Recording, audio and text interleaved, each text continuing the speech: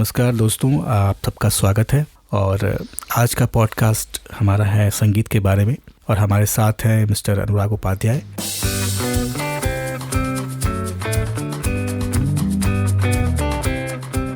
पहले अनुराग जी से गुजारिश करूंगा कि जो संगीत आज के दौर में चल रहा है, जो गाने हम सुन रहे हैं, तो क्या ये आज का जो संगीत है, ये जो हमारी जनरेशन है या आज की जो युवा पीढ़ी है, क्या ये उसके दर्द को या उनकी आकांक्षाओं को बयां कर रहा है, या फिर ये बिल्कुल अलग तरह का संगीत है जो कि शायद पहले के ज़माने के संगीत से बिल्कुल जुदा है और उस तरह की फीलिंग्स नहीं आ रही है?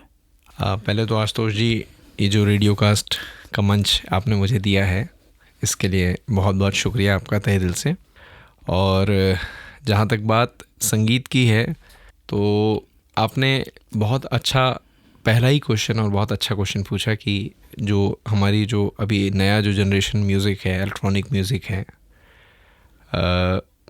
और भी जो मतलब अभी बॉलीवुड, टॉलीवुड और फोक में भी जो पहले जो रीजनल जो फोक होता था, जो पहले जैसे होता था, और अब जो फ़र्क हो चुका है उसमें, तो देखिए फ़र्क तो बहुत हो चुका है। मैं ये नहीं कहूँगा कि डिग्रेड हुआ है चीज़ें, मगर थोड़ा शोर बढ़ गया है उसमें।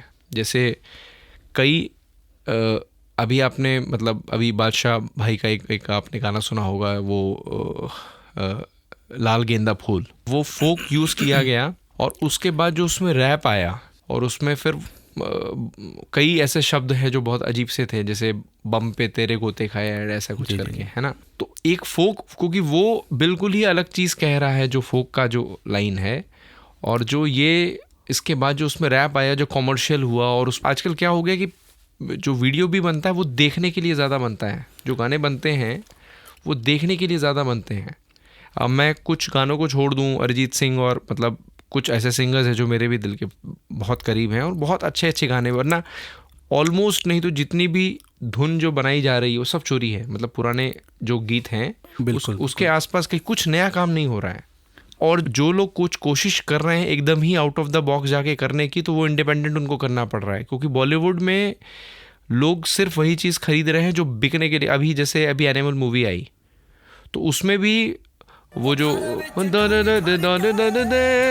या फिर वो यूं ही रोने नहीं दूंगा, ये जगजीत साहब का, हाँ, पंजाबी फोक का ये चीज़ है बिल्कुल। तो कुछ नया नहीं हो रहा है, तो ये दुखद है। और हम सबको कोशिश करना चाहिए। और मैं देखिए, लोग जो कोशिश कर रहे हैं उनको उतना प्रमोट नहीं किया जा रहा है, वरना इंडिपेंडेंट म्यूज़िक बहुत हो रहा है।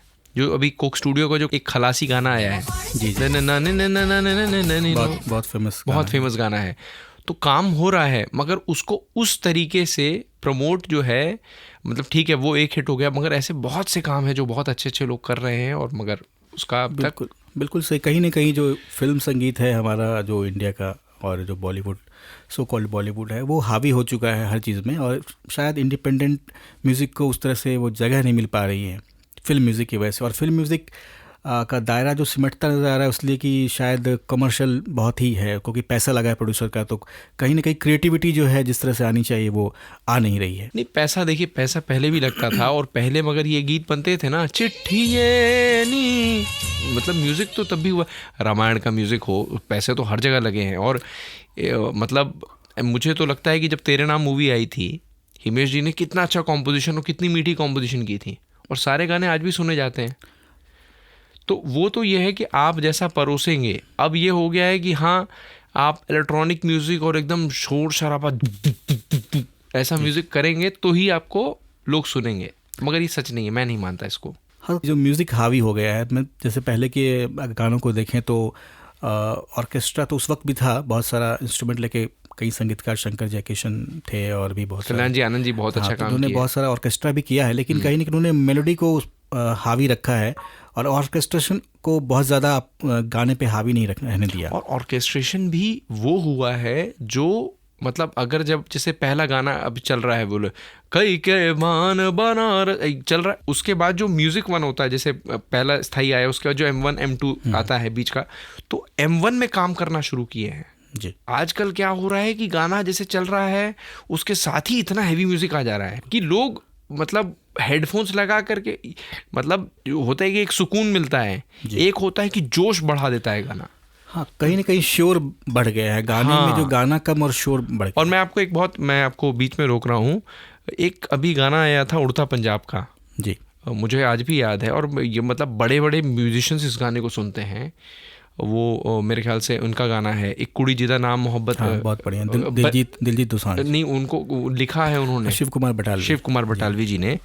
उस पूरी एल्बम में से कई गाने हैं, अंदर का कुत्ता और पता नहीं क्या क्या दुनिया भर गाने हैं, मगर जो गाना एक कुड़ी जिदा नाम मोहब्बत, और उसमें कोई भी शोर नहीं है, बहुत सुकून भरा गाना, और सिर्फ इतना ही है कि एक कुड़ी जिदा नाम मोहब्बत गुम है, तो और वो बहुत हिट हुआ। आप कैसा परोसेंगे डिपेंड वो करता है। हाँ, मतलब कई ऐसे मेरे जैसे शंकर महादेवन जी हैं, कल हो ना हो एक मेलोडी गाना था, अजय अतुल का एक गाना था अभी मुझ में कहीं, जी है ना। उसके बाद बहुत सारे गाना है, वो तू रूह है मैं साया तेरा, है ना। तो ऐसे कई गाने हैं जो मतलब अगर आप सही तरीके से परोसेंगे तो लोग उसको सुनेंगे।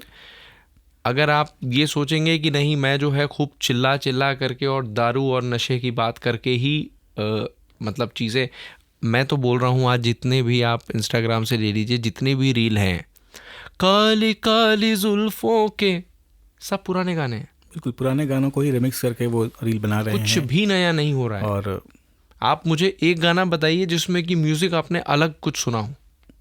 बिल्कुल एक ही ढर्रे का गाना चल रहा है। हाँ। मतलब हम पहले जैसे पुराने संगीतकार थे तो हम बता सकते थे कि ये इनका स्टाइल है, ये कल्याण जी का है, ये रवि जी का है, ये लक्ष्मीकांत जी का है। तो लेकिन आजकल जो है बहुत सिमिलर साउंडिंग करते हैं लोगों के गाने भी। इवन तो मिक्सेस भी जो होते हैं, मिक्स मास्टर भी होता है, वो भी सिमिलर साउंड करता है। मतलब ओवरऑल जो आउटपुट भी है जी, सब में रिवर्ब चढ़ गया है, तो किसी मतलब ये तो खैर टेक्निकल में जा रहा हूँ, तो बहुत वैसा नहीं हो रहा है। मतलब 1+1 वाला 2 वाला जो हिसाब किताब होता है ना, वो म्यूज़िक में नहीं चलना चाहिए।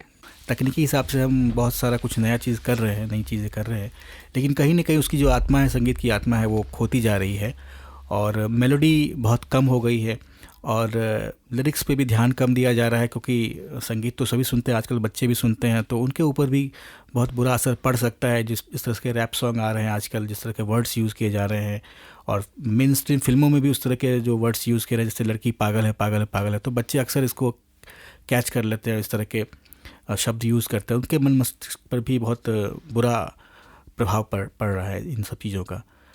तो उम्मीद है कि इस पॉडकास्ट के माध्यम से कहीं ना कहीं हम जो म्यूज़िक बनाने वाले हैं, लिखने वाले हैं और जो पॉपुलर स्टार हैं, उनको भी कुछ ना कुछ एक संदेश देना चाहते हैं कि आप संगीत को एक पूजा की तरह लीजिए, क्रिएटिव वे में यूज़ कीजिए, और लेकिन उसका अच्छा मैसेज पड़े, लोगों को सुकून मिले, ना कि उनकी टेंशन बढ़ जाए गाना सुन के।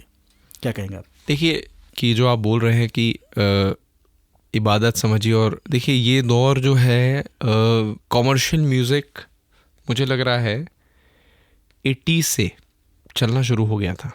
अगर मैं गलत नहीं हूँ तो मुझे जहाँ तक मुझे लगता है, उसके बाद ये डिस्को टाइप के दम मारो दम, है ना, तो ये जो गाने थे ना, ये एक्चुअल में देखिए बहुत अच्छे गाने हैं, मगर अब समाज जो चीज़ चाह रहा है अब मतलब, मगर क्या है, देखिए मैं इसलिए क्योंकि दम मारो दम बेसिकली तो नशे की बात हो रही है। हाँ, आप कह सकते हैं। मुझे यूँ लगता है कि जो उस 70s का जो दौर था, और उसमें एक हिप्पी कल्चर का पूरी दुनिया में हिप्पी कल्चर आया था, और बेसिकली हिप्पी कल्चर कहीं ना कहीं जो है समाज के रेबेलियन में था, विद्रोह में था, तो उसका प्रभाव इंडिया में भी पड़ा, इंडिया में भी लोग आए, तो उस कहीं ना कहीं वो इन्फ्लुएंस हुए हिप्पी कल्चर से। और आपने देखा होगा कि इस गाने में भी लोग दम मार, मतलब धुआं जा रहा है, पीछे उड़ रहा है। लेकिन अगर उसके कंपोजिशन की बात करें, गाने की बात करें, तो कहीं ना कहीं वो गाना जो है वो यही समाज के प्रति एक अपने गुस्से को दिखा रहा है, रेबेलियन कर रहा है।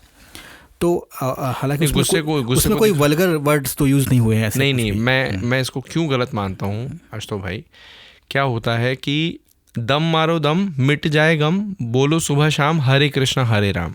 राम और कृष्ण कोई इतनी छोटी चीज़ नहीं है कि आप उनको एक नशे के कश के साथ भगवान और ईश्वर का नाम आप लो। मेरा ऐसा पर्सनली मानना है। कि अगर आप ये बोल रहे हो दम मारो दम मिट जाए, या शिव जी को अक्सर लोग जो है नशे के साथ जोड़ते हैं। शिव जी ने जो है विष या नशा जो करते थे वो ऐसा नहीं था, वो विश्व के लिए किया। वो तो सही है, क्योंकि पॉपुलर कल्चर में बहुत सी चीज़ों को डिस्टॉर्ट कर दिया हाँ, है। कहीं तो ना कहीं अब जो है उनको हरे कृष्णा हरे राम जो लिरिक्स था, हाँ मैं ये मानता हूँ कि म्यूजिक बहुत अच्छा था उसका, ये मैं ज़रूर मानता हूँ। उस दौर में ज़्यादा जो गाने होते थे, कभी कभी मेरे दिल में ख्याल आता है, या ओ साथी रे तेरे बिना भी क्या जीना, ऐसे शब्दों का प्रयोग जो था ना, जिसे इसमें कोई गंदगी नहीं है। हाँ। तुझ बिन जोगन मेरी रातें, तेरे बिन मेरे दिन, तो पूरा शुद्ध हिंदी मतलब। और उसी फिल्म में एक गाना भी था, जहाँ तक मुझे याद है कि एक गाना था कि फूलों का तारों का सबका कहना है, एक हज़ारों में मेरी बहना है। ये उसी फिल्म का हरे कृष्ण हरे राम का ही गाना है। हाँ, बहुत ही पॉपुलर, बहुत ही अच्छा गाना है। मगर उसमें भी एक आउट ऑफ द कॉन्टेक्स्ट में एक बात, सारी उम्र हमें संग रहना मतलब शादी नहीं करने देंगे। ये तो आप अपने दिल की बात निकाल रहे हैं कि आपको शादी नहीं अपने बहन क्यों, देखो सारी उम्र हमें संग रहना है, ये इंटरप्रिटेशन की बात है। शायद मुझे कहीं ना कहीं ये लगता है कि चलो ठीक है, हम मतलब टच में रहेंगे, जिस तरह से आजकल लोग टच में बिल्कुल भी नहीं है, अपने भाई बहनों के साथ टच में नहीं है। तो कहीं ना कहीं उस गाने में वो बात है कि चलो हम टच में रहते हैं।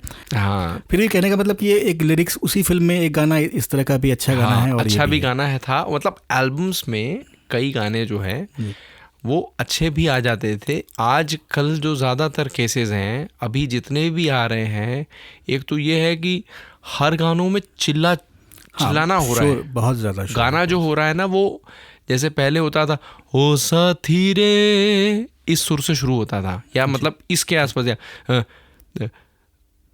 पर्दा है। अब इसी को गाने को अगर आज कोई गाता है हो पर्दा, ये जो है ऊंचे स्वरों का एक ज़रूरत होती थी, मगर ज़मीन का जो गाना है ना वो हमेशा सुकून देता है। मतलब जो नीचे मंद्र, मतलब एक मिडिल ऑक्टेव का या नीचे का जो गाना था, चाहे वो आप मुझे तुम नजर से, ये आपको सुकून देने वाला संगीत था। और अब जो है चीज़ें कैसे हुआ, गाना अच्छा है, कॉम्पोजिशन अच्छी है, म्यूजिक भी अच्छा है, मगर उसका, और ऐसे गानों को आप गुनगुना भी नहीं सकते अचानक से कहीं आप, मतलब इस तरह से जो ऊंचे स्वर वाले गाने होते हैं। जबकि पहले पुराने गाने हैं कि कोई भी सुकून से गुनगुना सकते, जैसे सुहानी रात ढल चुकी।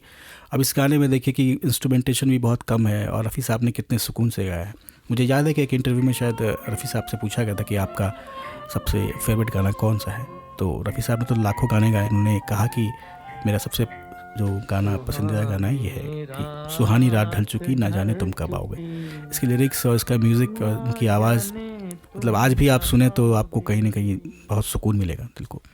देखो वैसा गाना रफ़ी साहब का गाना, और मतलब क्या होता है आशुतोष भाई की, वो सिंगर बनने के लिए वैसी ज़िंदगी जीनी पड़ती है। बिल्कुल। अच्छा, मुझे ये लगता है कि शायद हम वैसी ज़िंदगी नहीं जी रहे हैं, ईमान की बात है, मतलब जो बात है, क्योंकि वो जो आत्मा थी ना, जो मतलब पुराने सिंगर्स में थी। अच्छा, R.D. बर्मन ने ही, देखिए कितनी विचित्र बात है कि वो उस टाइम की दम मारो दम भी है जी, चुरा लिया है तुमने भी है, और एक नज़्म जो है मेरा कुछ सामान, बिल्कुल। इन तीनों को सुनिए, आपको लगेगा ही नहीं कि ये मतलब R.D. बर्मन ने किया होगा। अगर आप दम मारो दम सुन लेंगे तो आपको ये लग नहीं सकता कि चुरा लिया है तुमने जो दिल को, ये R.D. का गाना हो सकता है। और अगर चलिए ये दोनों को आपने मान लिया कि ये R.D. का गाना है, तो आप मेरा कुछ सामान तो पक्का नहीं मानेंगे कि उनका गाना है। तो उतना वास्ट काम होता था पहले में, मतलब आप पहचान ही नहीं सकते R.D. बर्मन की। मतलब मैंने भी जब पहली बार सुना तो मतलब बिल्कुल अलग, आउट ऑफ द कॉन्टेक्स्ट का गाना था, और एकदम मतलब मुश्किल गाना। उस गाने को गाना भी अपने में, आप देखिएगा, दम मारो दम लोग गा देते हैं, चुरा लिया तुमने, मेरा कुछ सामान आज तक कोई रियलिटी शो में नहीं गाया है। बिल्कुल, आपने नोटिस किया होगा, क्योंकि वो मुश्किल भी गाना है और बहुत सोचा समझा गाना है। तो वो चीज़ें हैं, मतलब पहले के जो, मेरा ये था कि पहले के एल्बम्स में जो कॉम्पोज़र बनाते थे म्यूज़िक, उसमें एक बहुत सोची समझी चीज़ें होती थी। एक तरीके का बीट नहीं जाता था, एक तरीके की सोच नहीं जाती थी, हर गाना ऊंचा ही नहीं होता था। हाँ, वैरायटी बहुत होती थी, बहुत वैरायटी होती थी, तो पूरा एल्बम सुनने मज़ा आ जाता था, और शब्द भी अच्छे होते थे, मेलोडी भी होती थी। ये जो, और मुझे बताऊँ 90s में जब शुरू हुआ जब मतलब कुमार सानू, उदित नारायण, सोनू निगम, मतलब मुझे लगता है कि उसके बाद से थोड़ा आहिस्ता आहिस्ता करते करते चीज़ें जो हैं, और मतलब शायद कहीं ना कहीं जो बप्पी लहरी का जो उनका आगमन हुआ, तो मुझे लगता है उन्होंने माइकल जैक्सन से बहुत प्रभावित थे। तो उन्होंने बहुत सारे माइकल जैक्सन के गाने, मैं तो ये तो नहीं कहूँगा कि उन्होंने चोरी किए, मतलब हम संगीत के टर्म में कहते हैं कि वो इंस्पायर हुए। तो 90s लेट 90s नहीं, आप में क्या कह सकते हैं कि चोरी की है? नहीं, ये तो गुस्ताखी होगी, क्योंकि डायरेक्ट उन्होंने दोनों को तो चुराया नहीं, लेकिन हाँ उन्होंने बहुत सारे जो माइकल जैक्सन के हिट गाने थे और भी वेस्टर्न जो गाने थे, तो हालांकि 90s में नदीम श्रवण ने मेलोडियस गाने भी बहुत सारे दिए, बहुत सारा मतलब इस तरह का काम किया उन्होंने। जतिन ललित ने बहुत अच्छा काम किया। जतिन ललित ने, जैसे कि आनंद मिलिंद भी थे उस वक्त, उन्होंने भी। मगर जतिन ललित के मुझे कुछ गाने जो हैं, मुझे एक गाना बहुत अच्छा लगता है उनका, वो रूठ के हमसे कहीं, आप सुने होंगे ये गाना। हाँ, ये है ना, जो जीता है वही सिकंदर का गाना था। तो ये मतलब बहुत टाइम का था। ये उनके बहुत सारे गाने थे। ऐ मेरे ख्याल से उन्हीं का गाना है ये, शायद उनका है, आनंद मिलिंद का है। आनंद मिलिंद का है, हाँ। देखिए ये चीज़ें आप सोचिए कितनी अच्छी, मतलब उस टाइम पे जो है, मतलब बिल्कुल कॉम्पोजिशंस जो हैं, हाँ 90s का दौर मतलब बहुत कर्णप्रिय। हाँ, मगर उसमें भी आप देखिएगा कि कुछ तो ऐसे थे और कुछ जो है अचानक से गाने थे जो बहुत ही अजीब से थे। मतलब वो दौर में आना शुरू हो गया था जी। जो अजीब से भी गाने जो होते हैं ना, वो आना शुरू हो गया था। मतलब दोनों तरह के गाने आ रहे थे और धीरे धीरे जो है वो मिलावट होती। एक गाना था लेट 80s में, मुझे याद है, खड़ा है एक आपने सुना होगा। हाँ, तो शायद 90s। हाँ, ये लोग बोलते हैं कि डबल मीनिंग गाना नहीं है। किसी भी बच्चे को आप सुना दीजिए, इंटेंशन पता चल जाती है ना। अब जिससे गाने आप लिख रहे हैं, जैसे इवन चोली के पीछे आया था गाना, अब इस पर बहुत विवाद हुआ था, तो अगर किसी को सुनाया जाए तो बहुत ही अश्लील गाना है, लेकिन अब लिखने वाले राइटर बोलते हैं कि ये कुछ और है। और जाहिर सी बात, इस गाने को जो यूज़ किया, जो लिखा, जानबूझ के कंट्रोवर्सी पैदा करने के लिए किया गया था। हाँ, तो कहीं ना कहीं फिल्म में भी कुछ लोग लिखने वाले या प्रोड्यूसर्स या इवन कहीं ना कहीं वो भी रिस्पॉन्सिबल, उनको भी लेनी चाहिए थी। और लेट 80s या मेरे ख्याल से शुरुआती 90s का एक गाना था, रुकमणी शादी के बाद क्या क्या हुआ, और खटिया भी चुर चुर करने लगी, और ऐसी, जो डेविड धवन की फिल्मों में इस तरह के गाने थे। हाँ, तो काफ़ी। तो देखिए काम जो है शुरू हो गया था, और देखिए क्या था, डायरेक्टर्स को पैसा कमाना था। बिल्कुल, प्रोड्यूसर डायरेक्टर है, वो नहीं चाहते कि पैसा उनको डूबे। देखिए अगर हम ये नहीं परोसते, मुझे लगता है ऐसा, और अगर हम अच्छा म्यूज़िक भी करते, अगर आप कोई रोमांटिक, आपको दिखाना ही है कि कोई वैसा कुछ है, तो उसमें बहुत सारे चीज़ें होती हैं, जैसे कभी कभी मेरे दिल में, उसमें भी सुहागरात का सीन दिखाया गया है ना। सुहाग रात है, घूंघट उठा रहा हूँ मैं, सिमट रही है तो अपना, जो भी है ना, या मैं जानता हूँ कि तू गैर है मगर। तो आपको कैसे दिखाना है कि उन गानों को कि लोग सुन करके मतलब अदरवाइज न लें।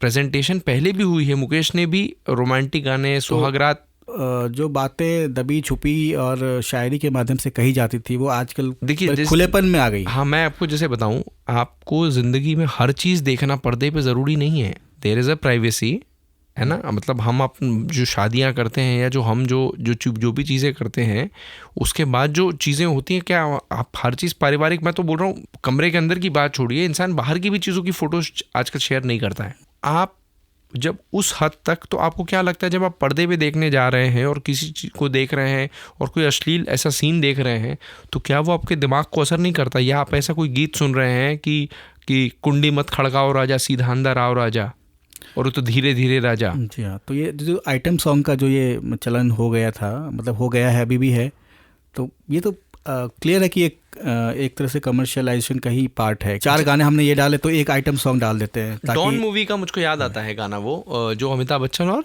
हेलेन का गाना क्या था, मुझे भूल रहा हूँ शायद, ये मेरा दिल प्यार का दीवाना, है ना। तो देखिए ये भी आइटम सॉन्ग है, बिल्कुल ठीक है। हाँ, उसकी पिक्चराइजेशन मुझे बहुत अच्छी नहीं लगी, उसको और भी शायद आइटम नंबर था, बट उसको भी बहुत तरीके से किया जा सकता था, उसमें कुछ ज़्यादा ही खुल गया था मामला। तो अब वहाँ से अब यहाँ आ गया इंसान की कुंडी मत खड़काओ राजा, सीधा अंदर आ राजा, आज निकालूंगा मैं तेरे प्राण, करूंगा मैं ऐसे टका के।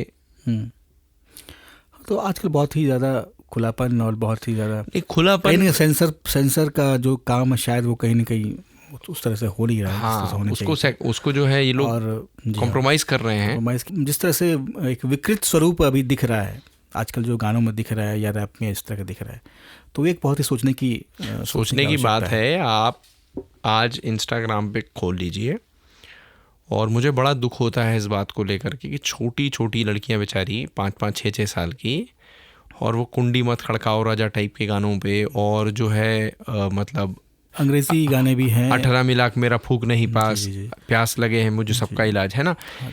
ये तो बड़ी, वो बच्चियां जब बड़ी होंगी हम उनसे क्या उम्मीद करेंगे कि वो मतलब जो हमारी संस्कृति है, मैं भारतीय संस्कृति की बात कर रहा हूँ, आप ठीक है, हम लोग एक ऐसे एज में है कि हमको यूएस बहुत पसंद है, और मगर देखिए जो चीज़ें बर्बाद होती जा रही हैं उसका बहुत बड़ा रीज़न है कि आप किस कल्चर से जुड़े हुए थे और अब आप किस कल्चर से जुड़ रहे हैं। क्योंकि वहाँ पे इंग्लिश गानों में आप फक और ये सब जो शब्द हैं आप इजीली यूज़ कर सकते हैं, हम नहीं करते थे, अभी भी नहीं करते हैं।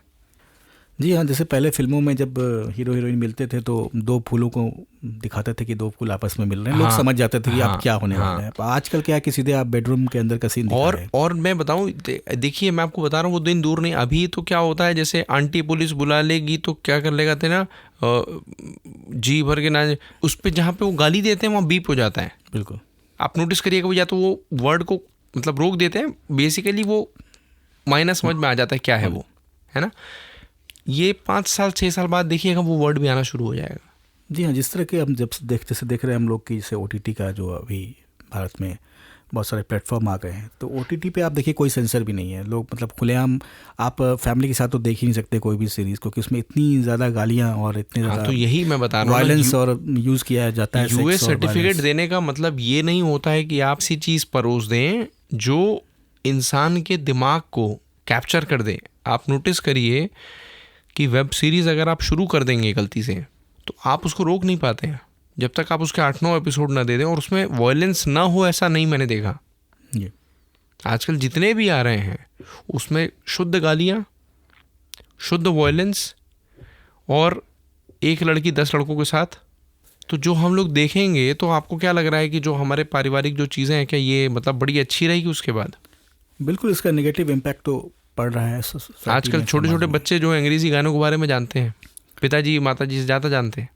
यही है कि कल्चर चेंज हो रहा है, और मेरा यही है, चाहे वो म्यूज़िक हो चाहे वो मूवीज़ हो, आप एक सेंसेबल म्यूज़िक बनाइए। और सेंसेबल म्यूज़िक मैं अभी भी कह रहा हूँ, कुंडी मत खड़काओ राजा को लोग भूल चुके हैं, अभी मुझ में कहीं को भी आज भी सुनते हैं और सुना जाएगा। ये दोनों सेम टाइम का गाने हैं, उसी साल का गाने हैं ये दोनों। तो अच्छे गीतों की जो है का जो असर है वो हमेशा रहेगा। पुराने गाने अभी भी हम इसलिए सुनते हैं, और इवन जो रिमिक्सेस आ रहे हैं पुराने गानों के, इसलिए आ रहे हैं कि उन गानों में कुछ बात थी। तो अच्छे गानों का तो दौर जो है वो लोग हमेशा पसंद करेंगे हमेशा उन गानों को, लेकिन कहीं ना कहीं जो म्यूज़िक डायरेक्टर हैं, फिल्म प्रोड्यूसर हैं, लिरिक्स राइटर हैं, उनको एक स्टैंड लेना चाहिए कि हम ये अच्छा काम करेंगे, जनता के सामने अच्छी चीज़ें देंगे तो वो अच्छी चीज़ें। और मैं जनता से भी दरख्वास्त करना चाहता हूँ, जो हमारे लिसनर्स हैं, कि आप जैसे आजकल अजीब सी मूवीज़ आ रही है ना, तो हम लोग बड़ा उसको सपोर्ट नहीं कर रहे हैं, थिएटर्स नहीं जाते हैं। बिल्कुल ठीक है, तो ये भी जो चीज़ें हैं ना कि मैं देख रहा हूँ पता नहीं कौन सा नशा करता है, हाँ यार मेरा हर एक से वफा करता है। मतलब हनी सिंह के जैसे टाइम आया था तो उसमें खूब नशे की बात हो रही थी कि मैं दिन भर दारू पीऊँ, मैं दिन भर जो है मैं किसी के बाप का नहीं पीता, 4 बोतल वोदका काम मेरा रोज का। और ये जितने भी पीने वाले हैं उनकी स्थिति आप मालूम होगा आपको, हर 10 साल पे 2-3 साल जो है वो मेंटल असाइलम बिताते हैं।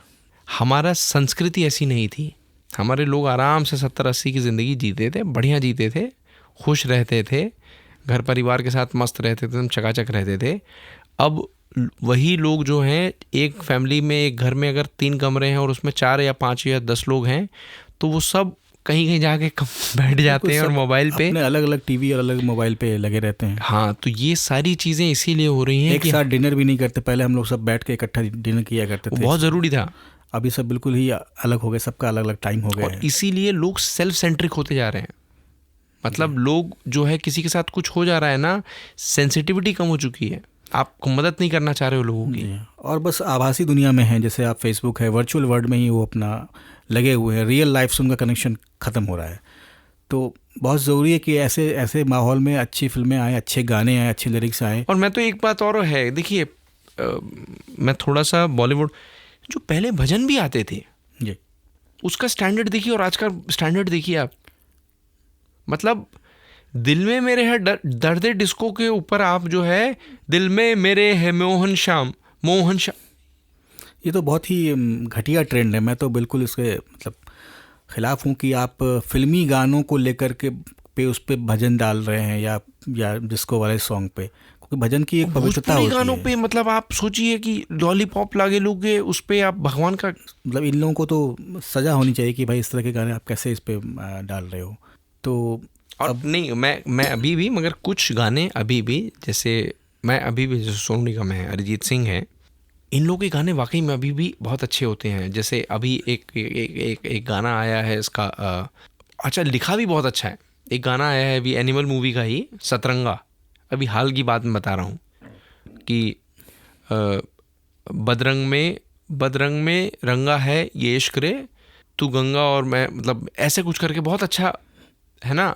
या अभी मतलब मैंने कुछ गाने जैसे सुने, करम जिसे पुकारे वही पहुँचे गंगा किनारे, ये भी है, ये मोह मोह के धागे, ये भी गाने हैं। जी, गाने आ रहे हैं इस तरह के, लेकिन बहुत कम आ रहे हैं। हाँ, इस तरह के गाने मतलब कहीं खो जाते हैं भीड़ में, जैसे शोर वाले गानों के भीड़ में खो जाते हैं। कुड़ी जिदा नाम मोहब्बत कितना अच्छा था, बहुत अच्छा गाना है। या अल्लाह के बंदे देखिए, अल्लाह के बंदे भी बहुत अच्छा गाना है। और भी जैसे आपने जैसे अभी कहा दम लगा के हिस्सा, इसके सारे गाने भी अच्छे हैं। इसमें एक गाना है जो कि मुझे 90s की याद दिलाता है, जिसमें है दिल में। हाँ बिल्कुल, यही इसी गाने की मैं बात कर रहा हूँ कि ये गाना जो है अभी आप सुनते तो अभी भी आपको लगता है कि आप 90s में पहुँच गए हैं। और ये गाना पुराना भी नहीं लगता है और नया भी लगता है और सुनने में अच्छा भी लगता है। तो इस तरह के गाने तो बनने चाहिए और भी। और ऐसा नहीं कि सिंगर्स गाने को तैयार नहीं है, उनकी मजबूरी है कि उनको अगर मैं आपको भी एक पॉडकास्ट देख रहा था, अरमान मलिक जैसे सिंगर को गाने नहीं मिल रहे हैं।